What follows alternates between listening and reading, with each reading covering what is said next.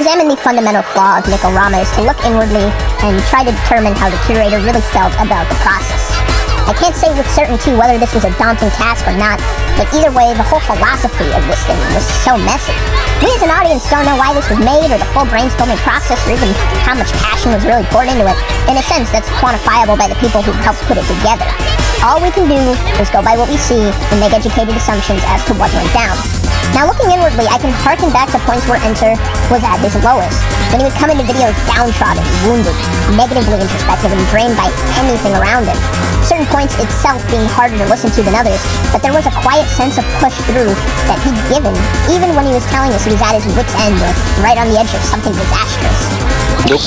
Even when he was pretty much set to give up, there was always something else for him on the horizon. I mean, no cap, this man has gone through some and it would have been so easy to throw in the towel at any point. I don't think anyone would have blamed him either. But even in his darkest spots, he felt the need to in the midst of the darkest storm to make for a brighter rainbow at the end of it all. In going through his past stuff, I do find moments like this poetic, and him continuing to push out content at his best moments easily lives up to that standard. Even if people don't really know what Mr. Enter lives by, wants to do, or even is anymore. The one thing you can probably always pin to his character is his strong sense of resilience. Not exactly bold and brash, but silent and passionate.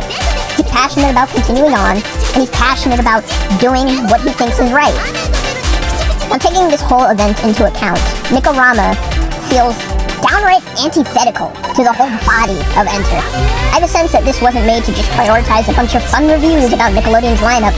Not like that's an inherent issue anyway, but beyond his personal reasons why he did it, the writing's on the wall because 9 times out of 10, the passion was not reflected in the reviews. Sure, Enter might be irritated or screaming or dripping with sarcasm, but if you take a moment to read between the lines and analyze what he tries to say through many of these, you'll find nothing. You wouldn't have learned anything new about production, or you wouldn't have gained any narrative insight, or